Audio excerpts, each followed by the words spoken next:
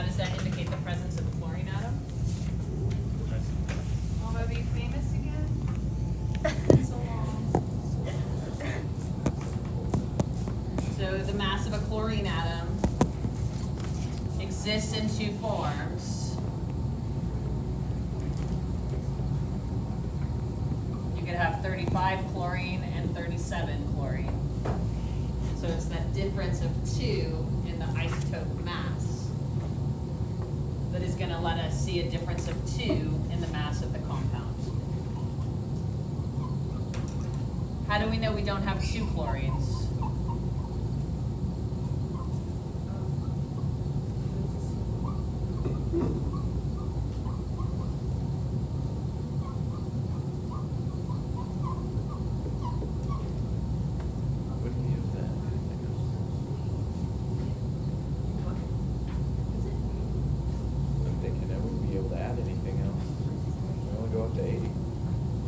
Okay, like it would be hard in this compound to add anything else, but just the pattern would be different if we had 2. If we had 2, you can think about the probability. If you had 2 35s, it would be 3/4 times 3/4, or 9/16. And so you'd have a peak that corresponded to 2 of them. But then if you looked at the peak that corresponded to 2 of the heavy ones, it would be 4 bigger, but it would have an intensity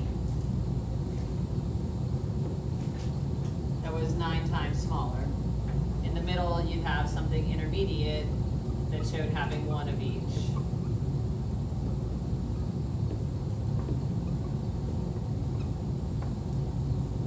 So you just get a different pattern if you had 2 isotopes. So with 1, you're going to see that 3-to-1 ratio we associate with chlorine. What's it like with bromine? Bromine also has 2 isotopes, 79 and 81. Its molar mass is really close to 80. So what does that mean about the abundance of the 2 isotopes? They're pretty equal, and so instead of seeing this 3-to-1 ratio, you would see 2 peaks at about the same height.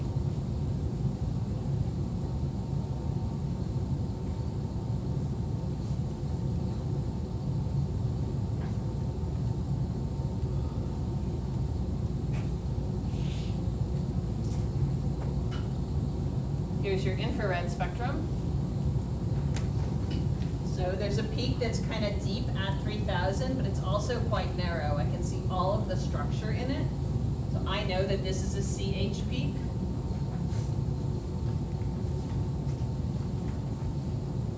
Over in that fingerprint region on the left-hand side, right-hand side, let's face it this way, I apologize.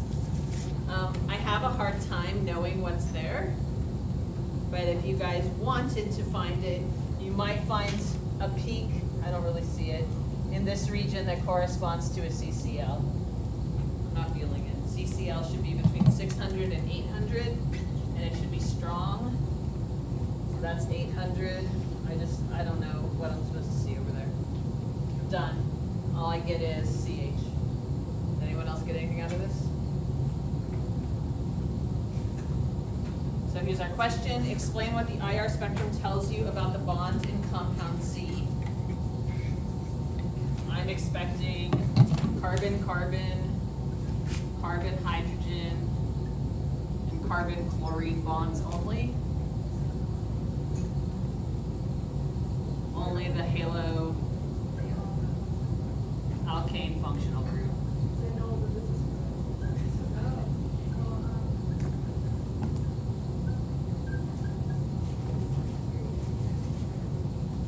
Anyone have any different thoughts?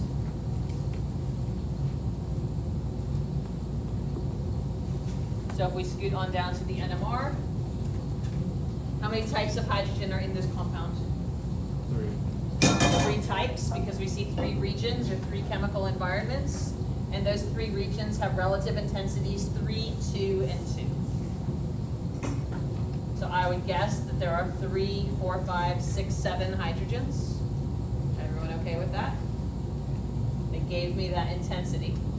But they've also sort of shown me that there's a triplet next to a quartet with heights 3 and 2. So a triplet means that I'm next to 2, and a quartet means that I'm next to 3. But this quartet has maybe some extra jazz going on, so maybe there's some more coupling.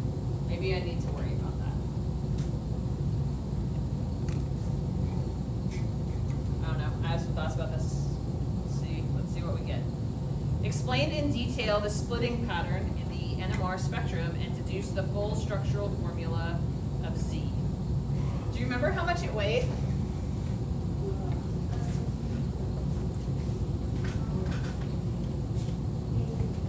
It weighed 78 and 80, right?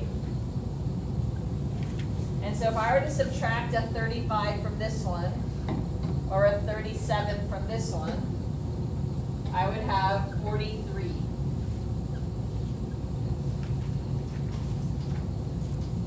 I subtract different numbers because remember I tried to convince you that these correspond to the 2 different isotopes of chlorine. So the organic part of this molecule has a mass of 43. Now Mohab helped me count that there were 7 hydrogens. So that leaves me just 3 carbons, and there are 3 environments. And I know already that the environments have the relative heights 3, 2, and 2. I can only draw you 2 isomers of chloropropane. I could put the chlorine in the center, or I could put the chlorine on the edge. Can we, without looking at the splitting, deduce which one of these is right?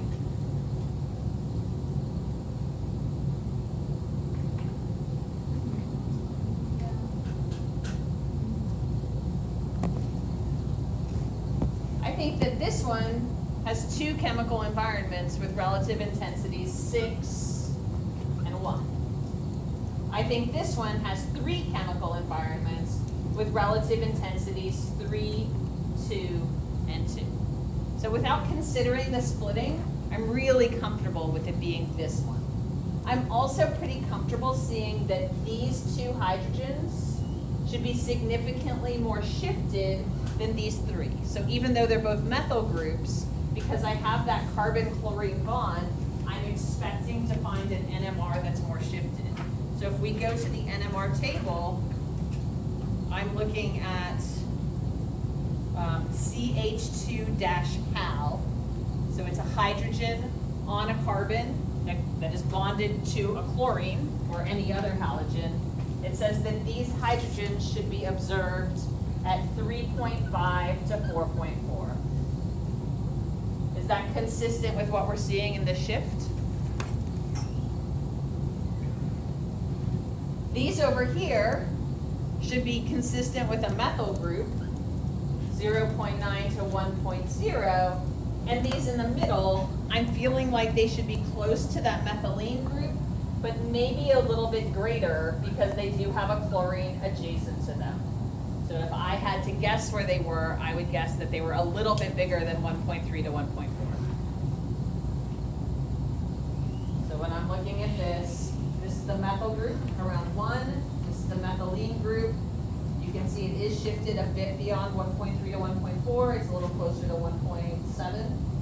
And then this is the H2 that's on the methyl group, the chloromethyl group.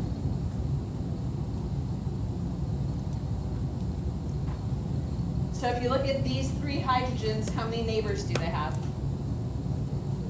2. So it should appear as a triplet. If you look at these 2 hydrogens, they actually have quite a lot of neighbors. So they have 1, 2, 3 on one side, and then they have 4 and 5 on the other. So we would call that complex. I think it's kind of easy to pick out the quartet in here, but you can see that there's some other business going on. Finally, these 2 are only next to those 2, so this should appear as a straight up triplet. So let's figure out what the question says. Explain in detail the splitting pattern and deduce the full structure of the compound. Are we good? Should we write this down? Sophia, you're already losing it?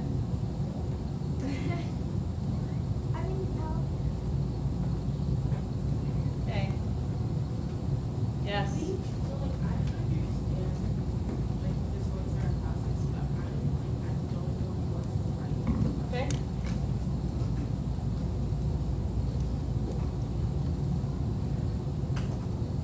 So the first thing I'm gonna do is I'm gonna draw my molecule.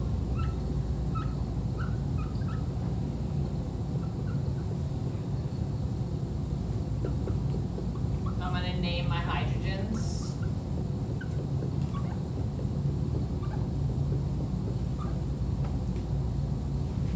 So that maybe I can talk about it more effectively. And so I'm gonna say that the HC peak, or the methyl peak,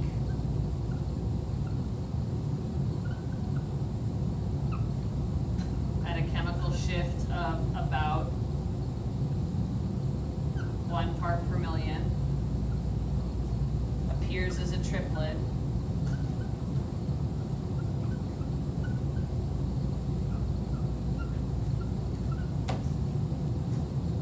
because it has 2 HB neighbors.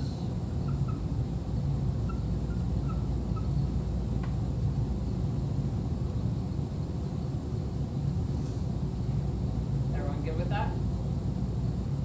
I'm going to say the HA peak at a shift of around 4 parts per million appears as a triplet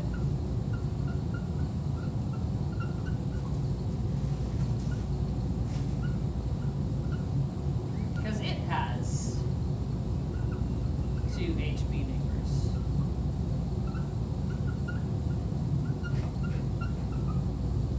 Then I'm going to say the HB peak appears complex because it has 5 neighbors.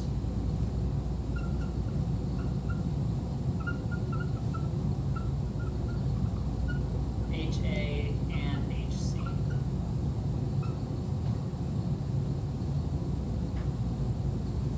Would have to specify the number.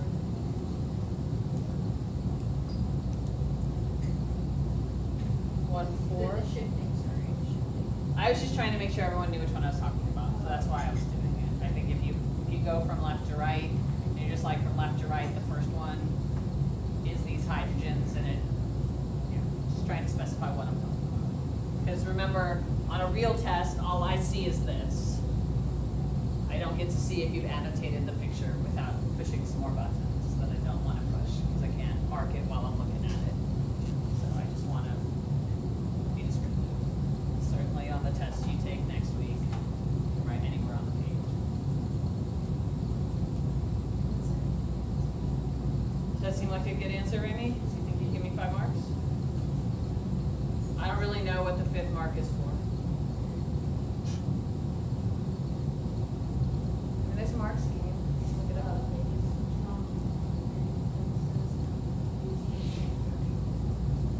So I feel like 1, 2, 3 marks is explaining the multiplicity of the 3 chemical environments. 4 marks is the picture, and 5 marks is writing it.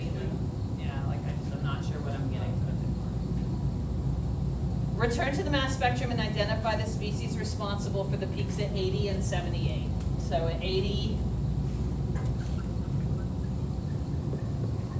you had CH3, CH2, CH2, CL37 plus. And at 78, you had CH3, CH2, CH2, CL plus. But that one was 35.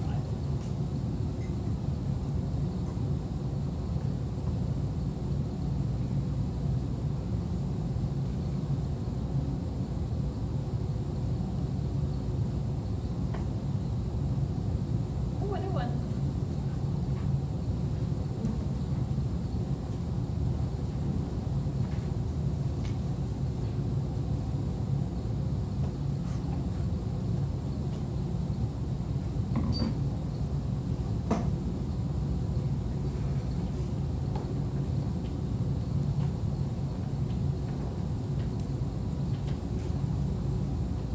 So the mass spectrum here of Y seems to show that the molecular ion peak is at 80. it can lose one pretty easily, so there's like a hydrogen you can remove, so maybe there's a coup, I don't know. Oh, it's 60, I just can't see that small, let's try to. Okay, you're right, 60, pardon me. I have a peak here that's around 3,400. It's relatively broad. What do you think that's going to be? The coup? I think it's not broad enough to be a coup. I think it's going to be an OH, and then this here is the super skinny CH, and then 2019, 18, 17. That could be a C double bond O. I don't know.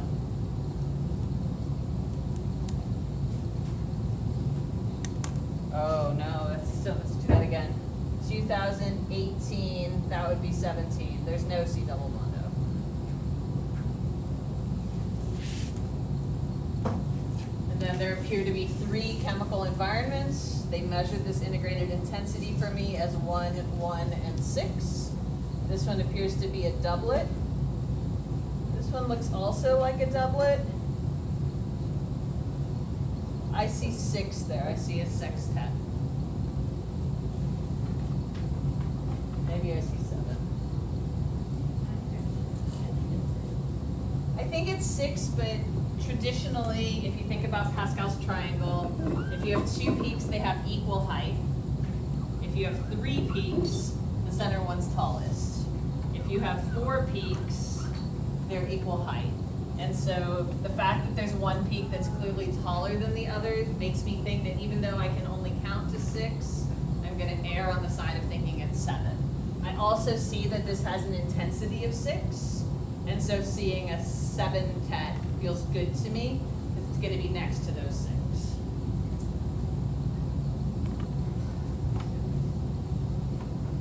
Deduce the full structural formula of compound Y. Explain the information that you used from each spectrum. Oh my God. Okay.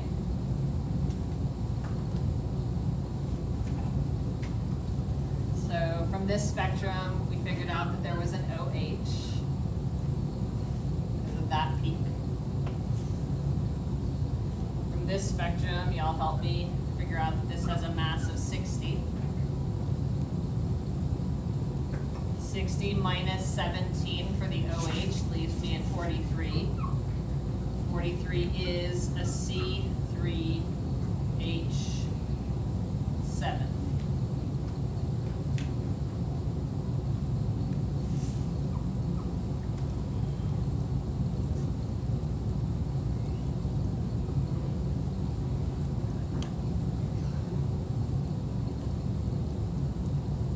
This peak appears to be a 45. 60 minus 45 is a loss of a methyl.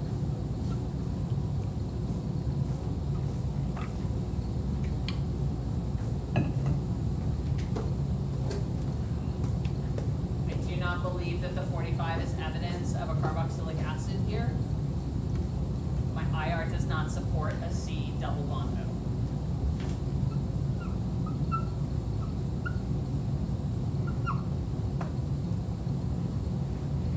I think this 45 is evidence of, God, I don't even know. I think my molecule is C3H7OH. I'm gonna lose a methyl. So I think it's gonna be a C2H4OH plus.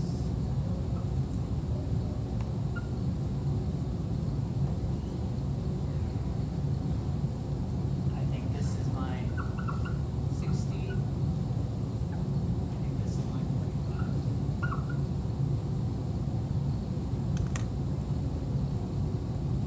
There's a plus because in the mass spectrum, for it to be seen in the spectrum, it needs to have a positive charge.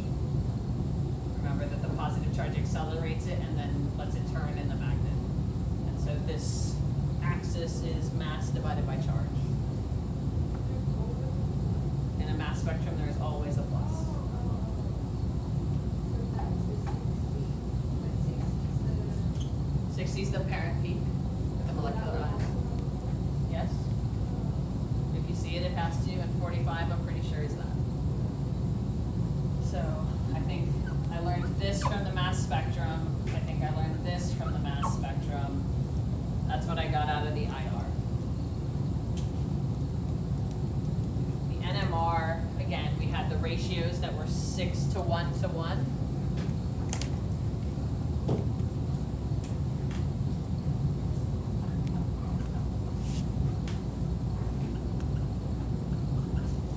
So I feel pretty confident saying that this has to be your molecule. So that I have 6 of these, 1 of those, and 1 of those.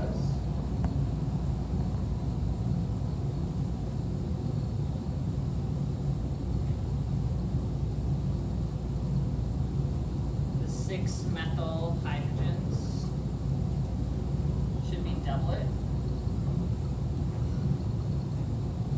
Because of, you know, that hydrogen right there.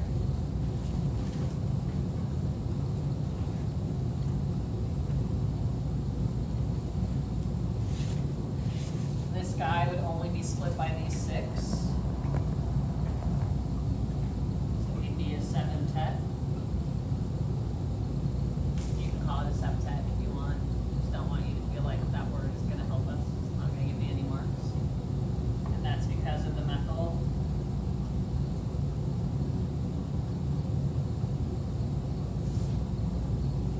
And the OH is gonna be not split.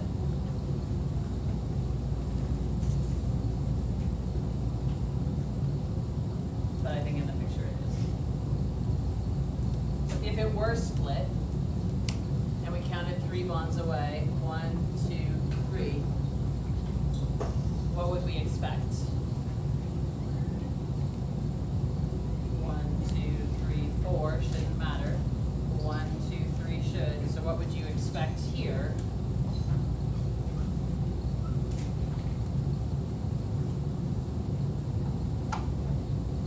When you want Alex Lowe to come to math class.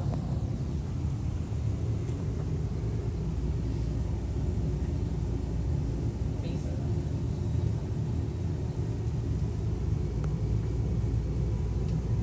So in IB, the OH is never split and cannot split because of the solvents they typically use. But in this spectrum, they really did a nice job with it. It's really a beautiful spectrum.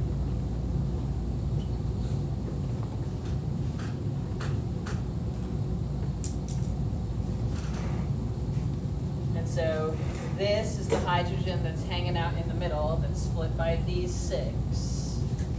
But this is the OH. Remember, it can appear just about anywhere. And what I notice is that it's a doublet. Can we explain it being a doublet? Even though IB has sort of trained us not to think about it, there is exactly 1 hydrogen 3 bonds away.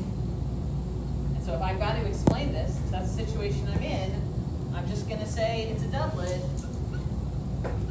because of HA. Right? It's the only one that's 3 bonds away. So it's a doublet for exactly the reason that these guys are doublets, because they're all 3 bonds from the HA.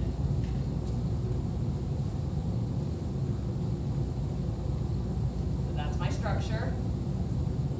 My evidence from the IR was that I had an OH, that I did not have a C double bond O. My evidence from the mass spectrum was that the parent peak, or the molecular ion, was C3H7OH plus. I could lose a methyl. It's pretty easy to envision here that I could lose a methyl and get that peak at 45, which we call the C2H4OH plus. My evidence from the NMR was that there were 3 chemical environments with ratios of hydrogen 6 to 1 to 1. That supported having 2 methyl groups, so it being 2 propanol and 2 hydrogens that were unique. And then we looked at the splitting. We found that the 6 was a doublet. That was consistent with these 6 being 1, 2, 3 bonds away from HA. We found that this 1 was a 7 or septet. That's consistent with it being 3 bonds away going the other way. And then we found surprisingly that this one was split. The only thing that could split it would be that. I wouldn't expect it to. It did. Do you think we got 7 more? Maybe you feel good about it? We had 2 pieces of evidence from every spectrum, so that's 2 times 3 is 6. We had our structure. I feel good about it.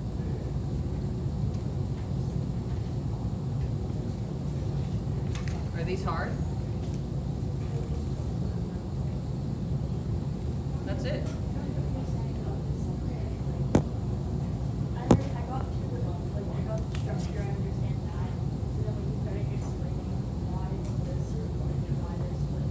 So this one has 1, 2, 3 bonds away from it. These 3 hydrogens and these 3 hydrogens, so that's 6 hydrogens.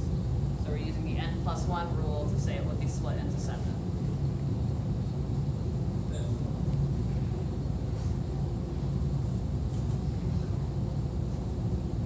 Want to work on your own? You want to do another one?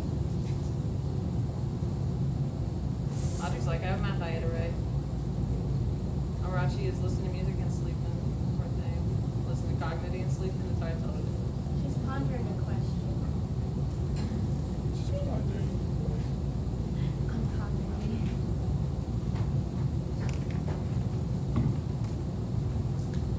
What's the score? Wow. Spain and Morocco. Ooh, colonizer, or is that France? France colonized Morocco. Liberators. But they are just across the water from each other. Swish blast. Portugal's playing at 1. No. Switzerland. Who's better, Portugal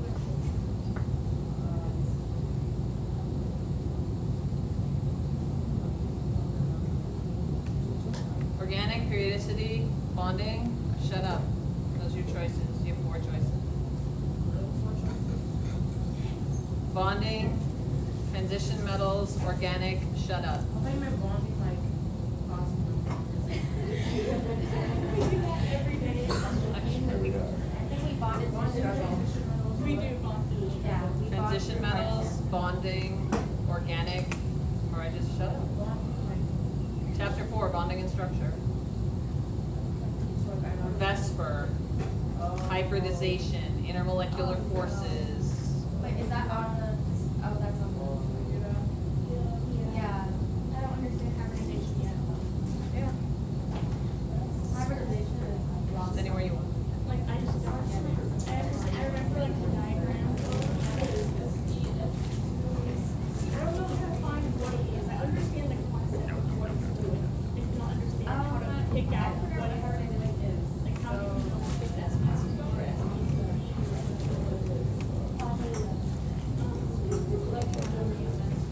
Okay, so both of these structures obey the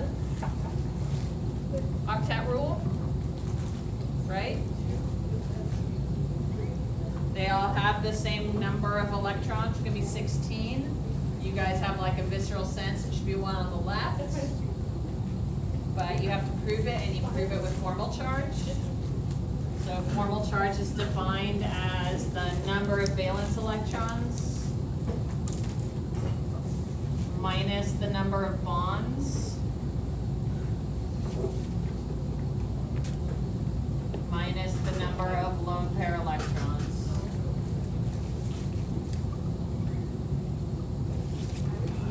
For dots. So we're going to calculate the formal charge on each atom here. Oxygen should have 6 valence electrons. Here it has a double bond and 2 sets of lone pairs. So its formal charge is 0. This oxygen and that oxygen are symmetrically equivalent. The sum of the formal charge is always equal to the charge on the molecule. So everything here had to be 0. So as soon as I did that first calculation, I was able to say that in normal CO2, all formal charges are 0. But here in bizarro CO2, the 2 oxygens are different. This oxygen should have 6 valence electrons. In this picture, it has 3 bonds and 2 lone pair electrons. It has a +1 formal charge. One more time, we know that the sum of the formal charges has to be 0, so you might be able to assert that the -1 goes there. But if you weren't there, you could say oxygen has 6 valence electrons, it has 1 bond, it has 6 lone pair electrons, and get your -1 that way. In both structures, carbon has 4 bonds, no lone pair electrons, carbon is 0.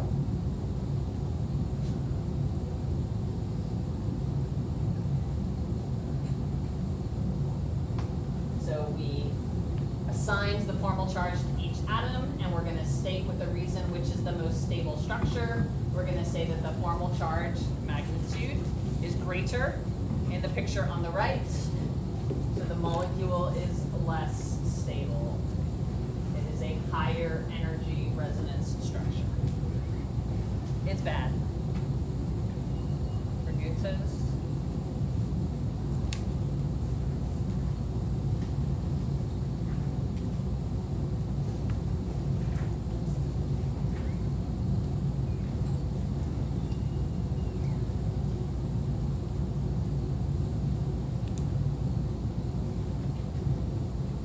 Hybridization of oxygen in these two structures is going to be different. In normal CO2, if you look at that oxygen, there are 3 electron domains around it. Anything with 3 electron domains, be those bonding or non-bonding, be those single bonds or multiple bonds, is sp2 hybridized. The carbon in the middle, we're not asked about it, you get this for free, has how many bonding domains? 2 bonding domains. Anything with 2 bonding domains is sp hybridized. The other CO2, the bizarre one, has an oxygen that's triple bonded and an oxygen that's single bonded. The oxygen that's triple bonded has 2 electron domains, is sp hybridized. Notice that the sum of the exponents equals the number of electron domains. Over here, we have 1, 2, 3, 4 electron domains. sp3 hybridized. One more time. The sum of the exponents is always equal to the number of electron domains.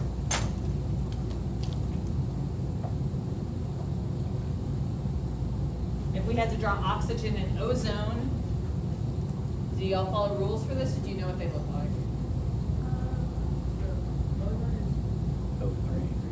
Yeah, ozone is O3.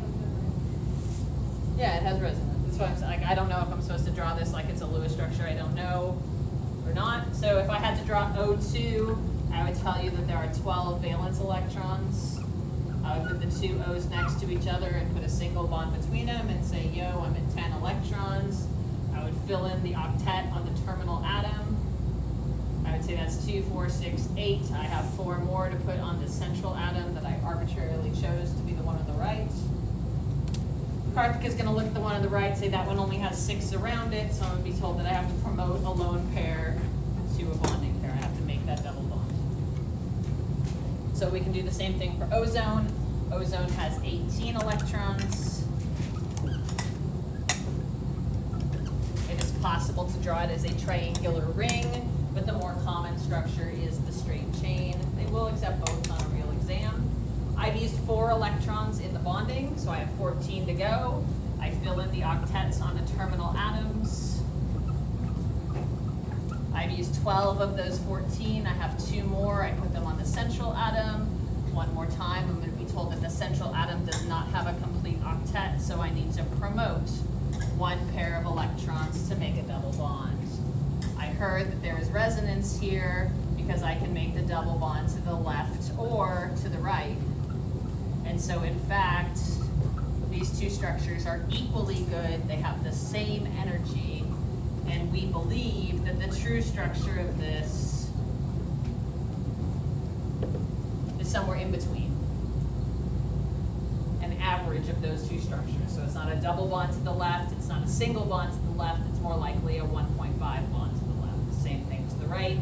It's not a single bond, it's not a double bond, it's more likely a 1.5 bond, something intermediate.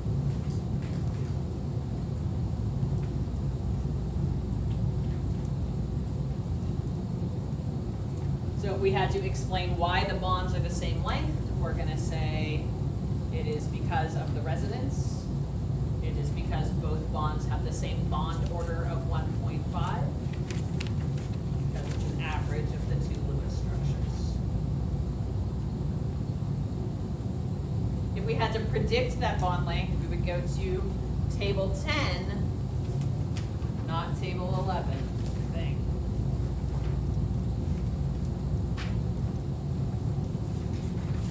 Remember, those are the two tables that look alike. If you haven't used them for a while, you make comparison mistakes. 10. So in table 10, I can see that an OO single bond is 154, is 148. An OO double bond is 121.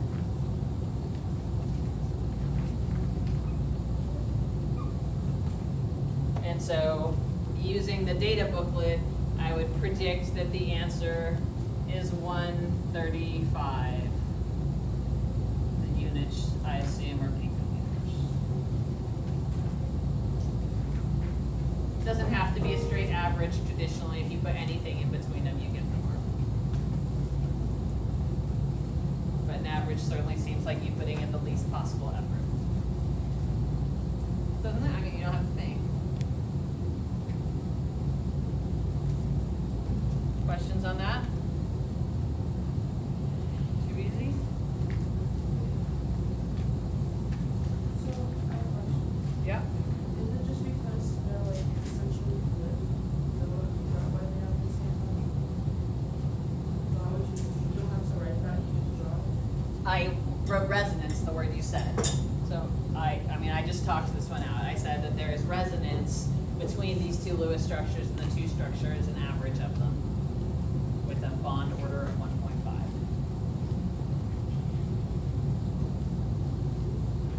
I hear there's an expectation I make my answers public, so I'll do that, but right now I'm just looking. It says describe the different, describe the difference in bond strengths in ozone and oxygen and how this affects the energy of radiation reaching the Earth's surface. So in addition to these two bonds, yeah, I keep blowing off the ozone. This is not a hard question. Let's see if we can answer it. I mean, you loved my ozone problem so much. The ozone problem, the kinetics of ozone? Do you not remember that in Excel, the kinetics of ozone? I think everyone's walked out for a reason.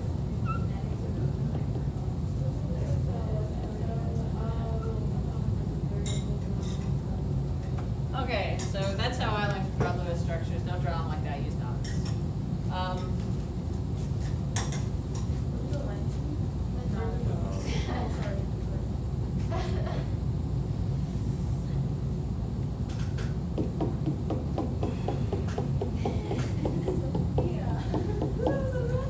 Okay.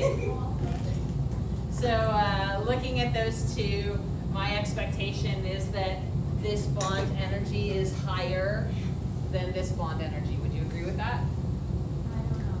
The bond order here is 2, the bond order here is 1.5. We could even predict the values, right? Because we could use table 11 that tells us about bond enthalpies, and we could predict the same average we did for the length. So they absorb different kinds of light.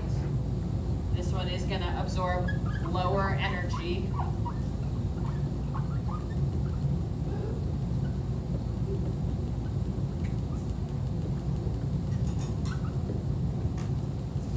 That's going to move an electron from the bonding to the anti-bonding, non-bonding, somewhere else, something else it's allowed to do. So because the bond is weaker, it's going to take less energy to move that electron around. If you had a strong bond, the energy would be super low and you'd have to put in a whole lot to break it or change it in any way. So what does ozone do?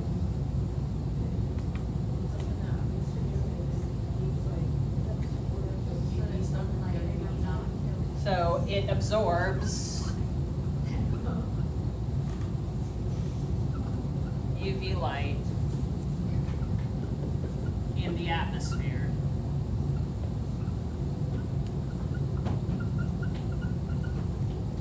So let's remember the question. Describe the difference in bond strength in ozone and oxygen. Done. And how this affects the energy of radiation reaching the Earth's surface. What's going to happen is that ozone is going to be able to absorb some of the UV light that's trying to hit the Earth's surface. Wait, so why is oxygen stronger? The oxygen bond is stronger because it's a true double bond, whereas ozone is a 1.5 bond. It's a weaker bond. By virtue of it being a weaker bond, it absorbs a lower energy light. That lower energy corresponds to UV light and prevents UV light from the sun reaching the Earth's surface. Wait, so are we saying that oxygen absorbs higher energy? We are, because it is a stronger bond.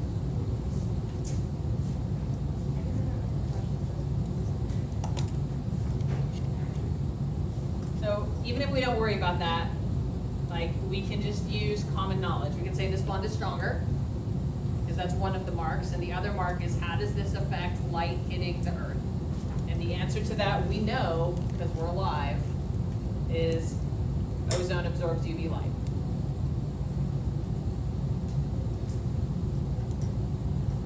So you were told we didn't teach this, but like, that's the piece that we're winging. That's the point on the test where you're just like, I don't know. Well, is it a- That's what I was, that's what But you want to know, like, but they want to know how this affects the energy of radiation reaching the Earth's surface. Oh, just say. They absorb UV light. When oxygen absorbs radiation, homolytic fission may occur. Determine the wavelength of light absorbed by a single molecule of oxygen. Let's go! Yes. Isn't light high energy? So UV light is high energy, yes.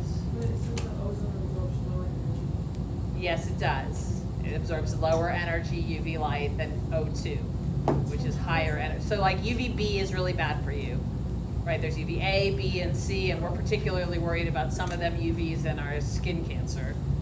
So ozone is really good at suckling out some of the UV that's particularly bad for our DNA. And that UV is lower energy than the ones that aren't,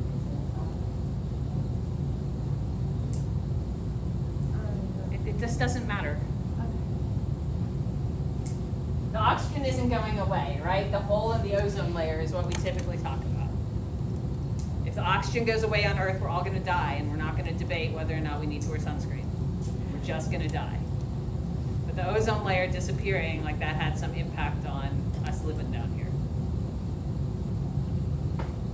I don't know.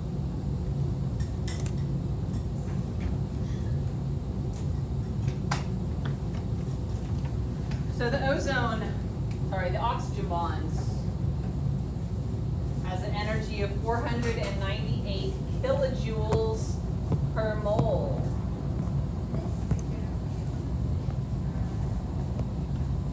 Yes. Why not? Clearly in a bonding chapter.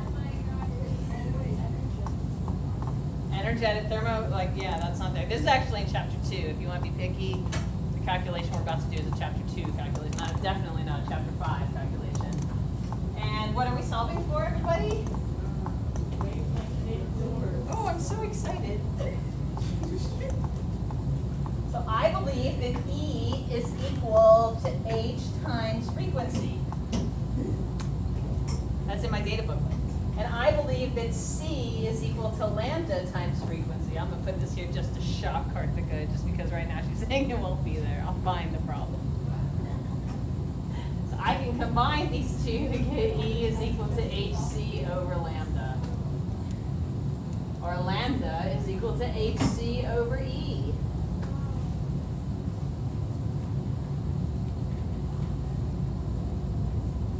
Anything really weird happen yet? Okay, so we're going to try to plug in. We're going to say lambda is equal to h, that's Planck's constant. Where would I find that in the data booklet? first page. The speed of light. 2.00.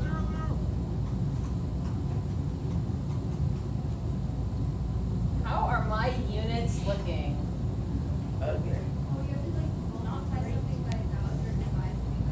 Okay, so this is in joules and this is in kilojoules, so maybe we could address that. So the seconds canceled with the seconds, the kilojoules with the kilojoules, the joules with the joules. Oh. The moles with the Oh, we have to get rid of the moles. How are we gonna get rid of the moles?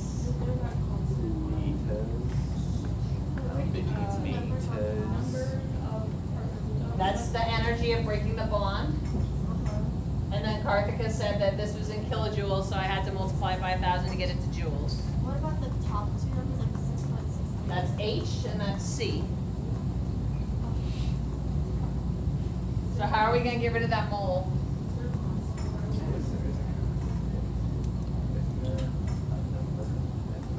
There is a number that tells me how many things are in a mole. This tells me how much energy it takes to break a mole. I don't want to break a mole. I want to break just one. avocado's number. The tastiest number in the world.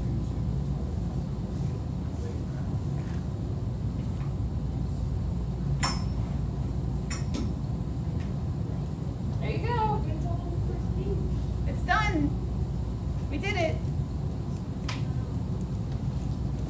That's a question I used to always put on Chem Honors.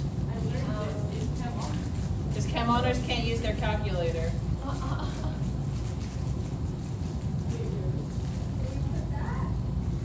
Legitimately, they cannot use their calculators. They're not allowed to, or they're unable? No, they are unable to use their calculators. Why? So you don't know how to use them? Wait, they don't know. Yeah, I don't know how to, like, They're not- They do not know how to divide with scientific notation. That is something that 9th and 10th grade students suck at. If you'd like to type this in your calculator, you can see if you get the right answer. I mean, you're an adult. Are you really? You seem like you're probably an adult, but you seem young. Are you an adult or not, Sophia? Yeah. I'm like a year away. Yeah. Cool. You're so old.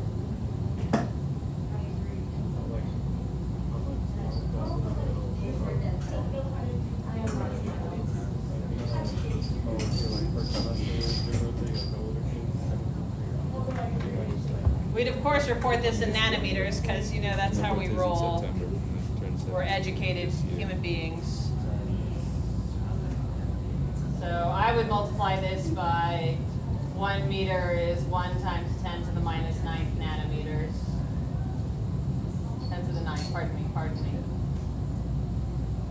This is the best marker I've had in months. Look at that. Oh my gosh. Is that 1,000? What? Oh, are we struggling? I mean, I can't. Where are your glasses? You're squinting like an old woman. I have a -6 vision. Where are your freaking glasses? I have -11 vision. -6 or -11? I have -11. Yeah.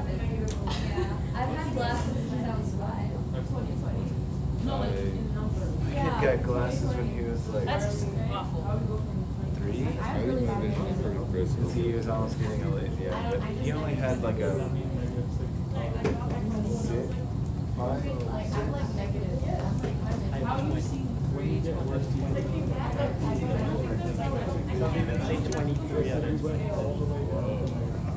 They say that 2015 is the best. How'd we do? Do we all agree? They're talking about vision. I know, they're done with this, but like legitimately the only point of this question is to see if you can do scientific notation on your calculator. Yes, there's nothing hard about this question.